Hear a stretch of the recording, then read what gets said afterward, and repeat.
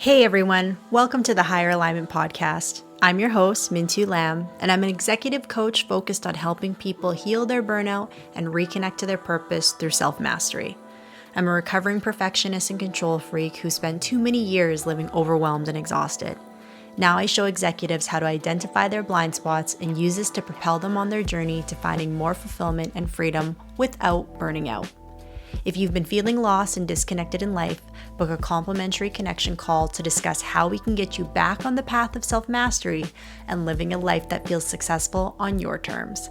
Go to higheralignmentconsulting.com/program to book your free call, and we'll see you on the other side.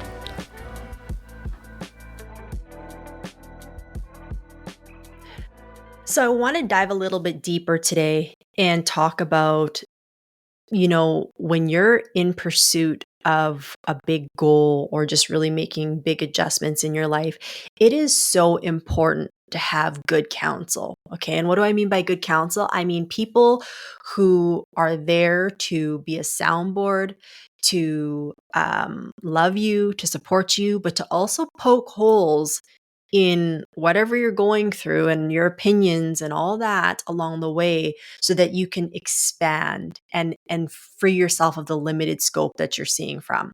Now, the reality is every single human has some type of container and confinement that they exist in. And of course, as we grow, we can evolve and we expand, which is great. But there's only so much we can do on our own. It's a biological need to have connection and love. And when you're in pursuit of something beyond what you've ever experienced, and that can be making seven figures, that can be starting a new business, that can be having a healthy, loving relationship, that could be just living from a place of peace in your day to day.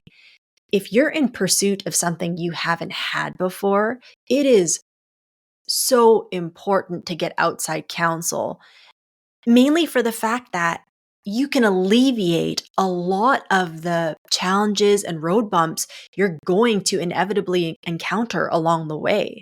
Okay.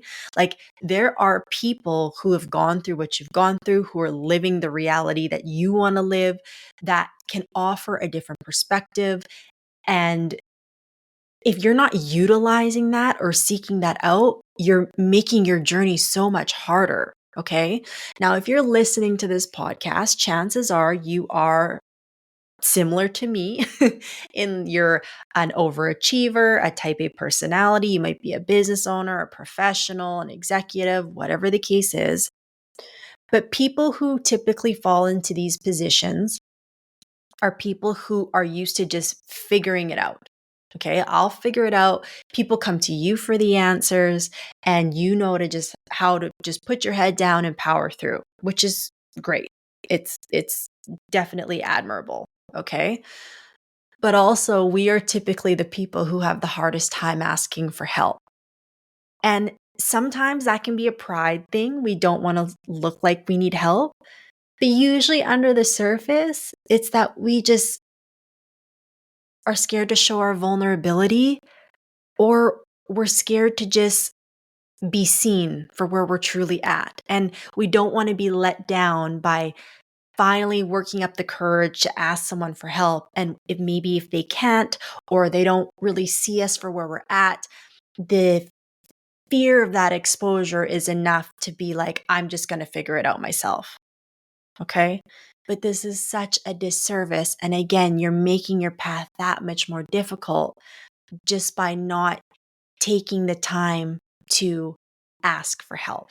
Okay. Now, I do want to touch on what it takes, what makes up good counsel. Okay. Because I think there's two types of people you're going to encounter along your journey when it comes to receiving help or feedback. And both are valuable, but they are two different types of people. Okay. So the first set are the people who mirror back to you your triggers in a way where it's maybe not the most supportive to the journey. However, it is very indicative of where you're at. So for instance, I have a girlfriend who her and I both orient pretty similarly when it comes to business and relationships. We're both go-getters, overachievers. Um, will in the past, I don't do it. I don't do it anymore. But work ourselves to the bone just to prove, that we can do it, that we're capable. In relationships, we're both similarly anxious, typically overthinkers, and kind of go to worst case scenario. And so this is something I've actively been working on for years to relieve myself of a lot of these things. However, when I run into certain issues, let's say in relationships, and I go to talk to her, she loves me dearly, but her go-to is to speak to those parts of me that I am trying to free myself of. So she tends to activate my anxiety. She tends to activate my overthinking in my worst case scenario. And it had gotten to a point where when I had issues, I was trying not to go to her purely for the fact that I knew if I did, she would activate this very side of me that made me feel worse about myself. Okay. Now, the thing is it was not her fault. And although I was like, okay, I just can't talk to her anymore, I had to realize that what she was doing by mirroring that stuff back to me was just highlighting to me that I still wasn't free in certain areas. And so the importance of having someone like that on your path is that they're showing you where you're still stuck, and she can only activate in me something that already exists within me. So she can't make me feel anxious. The anxiety already exists within me. She's just highlighting it. Okay. So that's one person you're going to encounter on your journey. The other person you're going to encounter on your journey are the people who have been where you are, who are maybe living the reality you want to live, or have achieved the things that you want to achieve. And what they're going to do is they're going to poke holes in your current frame of mind, but in a way that's very supportive and loving. Okay. They're going to question your beliefs and your feelings. They're going to question your thoughts. They're going to be very investigative towards your opinions and your beliefs so that you can start to shift and be malleable in those things. But as they do that, they're going to support you and love you along the way. So these people are typically the people that can see your blind spots, but they accept you for where you're at. And they also are equally accepting of the path that you're growing on. Okay. And it's not that the first person can't be the latter, but I found in my experience, both present themselves. Okay. Now, the thing is, you need both to have a fully equipped counsel. Okay. We have to realize that our thoughts and feelings do not represent fact. Okay. And I know that's hard to accept because it feels so real because you're in your body all day long. You're thinking all the things, you're feeling on the things, and you're like, Minh-Thu, how are they not real? Like I'm living with them 24/7. I'm telling you right now, they're real. The experience is real, but that doesn't mean they represent the facts of the situation. Okay. I think we can all agree that thoughts and feelings are fleeting. Like, how many thousands of thoughts do you have in a day? How many, maybe not thousands of feelings, but how much can your feelings shift throughout a day based on one little interaction or one little look or one little word or the weather changing? Our feelings shift all day long. The facts of a situation don't typically change that quickly. And if we're constantly looking at our thoughts and feelings to determine facts of situations, that's where we can get really limited sometimes. Now, that's not to say that you shouldn't pay attention to your thoughts and you shouldn't pay attention to your feelings, but the key is discernment.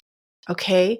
Discernment as to, are these feelings coming up just because I don't actually, how do I say this? Like, are these feelings arising because it's out of fear? Are these feelings arising because it's the truth of the moment? And I guess fear is still the truth of the moment. But yeah, I guess I can't say it any better than we just have to have discernment, right? Because when you think about moving towards anything new, okay, again, a new job, living in a new city, in a new relationship, it is always going to feel scary. It is always going to be uncomfortable. There's always going to be an element of the unknown, right? But despite all that, if the facts of that situation are showing that you're moving towards growth or towards what your ultimate goal is, then we have to acknowledge the feeling, but not be held by them or not let them run the show. Okay. So, for instance, if, let's say you are starting a new job, okay? And the first few days, you're like, I don't know how to use the CRM. Um, it's really hard to talk to my boss. Like he doesn't really stop and make any time for me. I don't know where some of these facilities are. I don't know the protocol in this area. Everything's going to feel like you're a fish out of water, right? But we know enough that eventually, as we learn and adapt and grow, that those things will start to feel more comfortable, and then we can kind of settle into the position. Now, sometimes those adaptive periods might take longer than we think. And, it might take, instead of a month at a job, it might take 6 months to get acclimated, right?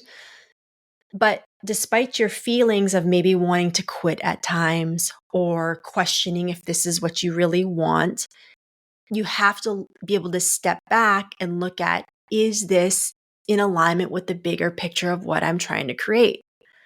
I have a girlfriend that always says it's hard to see the picture when you're inside the frame, right? Meaning if we're in it, how are we able to really step back and see the grand scope of everything if we're constantly stuck in it, right? And this is why having counsel is so important, right? Because if they know what we're optimizing for, what the ultimate goal is for us, they can therefore identify our blind spots for us in the moment and give us some feedback as to how we can continue on this path. But if we never seek out counsel, how do we ever expect to really get to the big picture? How do we know, or I guess it's not even about knowing, but how do we make our path to getting to that goal? I don't know what the proper way to say this, but we don't have to suffer. I guess is what I'm saying, is like we can suffer less in the process of getting to that goal if we have proper counsel. They're there to offer it to us, right? But again, you have to want to seek that out. And counsel can be in the form of friends, your spouse, a therapist, a coach, but you want to be committed on your path of growth to having outside counsel that can show you a different lens, that can offer you a different perspective. And I promise, if you seek this out, this will be one of the best things you've ever done for yourself. And the truth is, I know a lot of my clients and even myself at times have thought, well, I don't want to bother people, or they're busy. I feel guilty asking for help. Think about when you've had the chance to help someone before and they've come to you with a problem, be it about a job or a relationship. Doesn't it feel so good to help someone through that, to help them identify their blind spots and see around the limited scope that they have and give them those aha moments?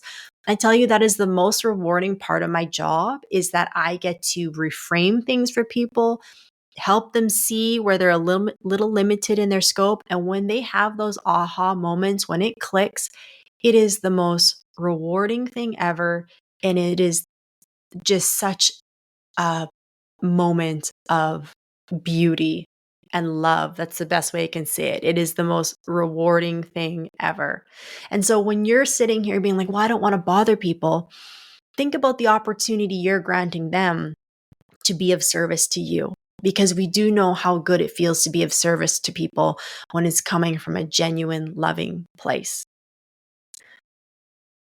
So, all I want to say in this episode, I'm going to keep it short and sweet, is that if you don't currently have counsel in your life, I urge you to seek it out. And again, that could be in someone that's currently in your life. Maybe that's, again, bringing on a coach or a therapist. Maybe that's just listening to podcasts or watching YouTube videos or reading books of people who, again, have done what you're trying to do and who can offer you a different perspective and a shift and some tools. But if we constantly make the journey of life if we isolate ourselves on the journey of life, we're just making it harder than it needs to be. We truly are. And I am a full believer that we are solely responsible for our experience on earth. Yes, things happen, but we as a soul attract these things because these opportunities, these peoples, these circumstances are there to show us where we can free ourselves more and become a bigger, better version of ourselves. And so when we can take that responsibility and really hold ourselves accountable, it puts the power back in our hands. It puts the power back in our hands, knowing that we're not a victim, but we are a creator of our life. And when you can do that, and then again, allow people to support you along the way, that's when the journey becomes so much more fun. Honestly, it becomes more fun, more rewarding, and you just realize that we're all connected. We're all humans. We've all gone through similar experiences, maybe just has looked a little bit different, and we're here just to help each other along the way. So, if there's anything you get from this episode, I would just say, where can you seek counsel in your life?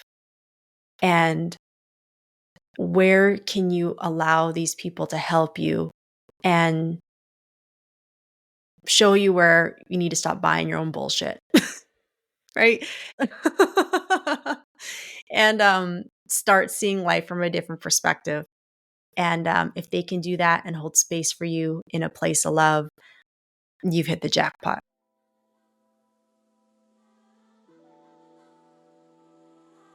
All right, guys, thank you for tuning in to another episode of the Higher Alignment Podcast. If you got something out of this episode, I would ask that you please go leave the podcast a 5-star review so that it can find its way to other people who are also needing some support. My mission in life is to help executives realize that we don't need to suffer in silence while still performing at a high level.